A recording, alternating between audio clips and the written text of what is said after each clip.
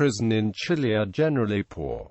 Prisons often are overcrowded and antiquated, with substandard sanitary conditions. Background: in December 2009 there were approximately 50,000 prisoners in prisons designed to hold 33,000 inmates. Prisons in the Santiago metropolitan region were at nearly double capacity. The 2006 Diego Portela University School of Law study on prison conditions reiterated that prison services such as health care remain substandard. Prison food meets minimal nutritional needs, and prisoners can supplement their diets by buying food. Those with sufficient funds often can rent space in a better wing of the prison. In isolated instances, prisoners have died due to lack of clear prison procedures and insufficient medical resources in the prisons. In December 2006, prison officials reported that deaths by preventable causes increased to 46 in 2005 and continued to increase during the year. As of October 13,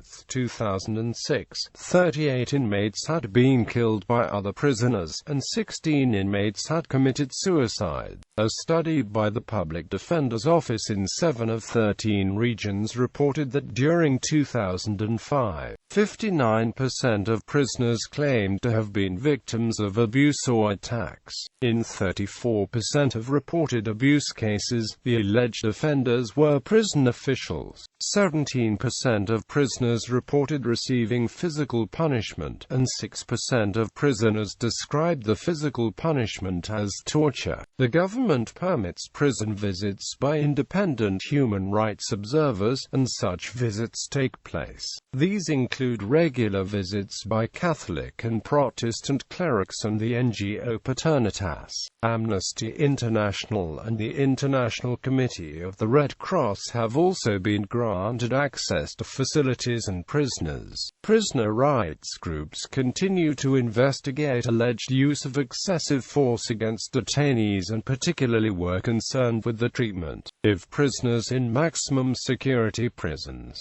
Prisoners with HIV, AIDS and mental disabilities allegedly fail to receive adequate medical attention. During 2006, one court case alleging physical abuse or negligence was filed against prison officials. Of the 8 court cases filed in 2005, 2 officials had been absolved, charges were dropped in another case, and 1 official convicted for abuse received a suspended sentence, a 2-month suspension, and was fined $700 plus court costs. Judicial action in the remaining cases continued at the end of 2006.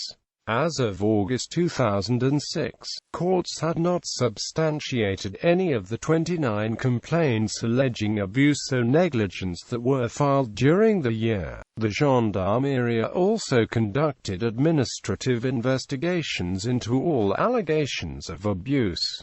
Punta Prison. Punta Prison is a special facility specifically built in 1995 for human rights offenders located on the outskirts of Santiago. Holds around 70 inmates and is considerably more comfortable than a standard Chilean jail. After considerable military protest and insubordination in response to the sentences against violations of their human rights, it was built within a military terrain, but it is administered by Gendarmerie as other prisons. On the 22nd of July 1995, some 1,500 people, many of them members of the army, attended a rally outside the Punta prison in solidarity for Brigadier Espinosa. Inmates have included Manuel Contreras, Raúl Iturriaga, Pedro Espinosa and Marcelo Moran Brito. 2010 Santiago prison fire. On 8 December 2010, a conflagration in the San Miguel prison in Santiago killed 81 inmates in Chile's deadliest prison incident. The fire broke out at 5:30 a.m. Chile Daylight Time on the 3rd floor, reportedly during a fight between rival gangs who set mattresses alight. Local firefighters took around 3 hours to bring the fire under control. 81 inmates were reported killed, and 14 suffered life-threatening burns, according to Health Minister Jamie Manalic.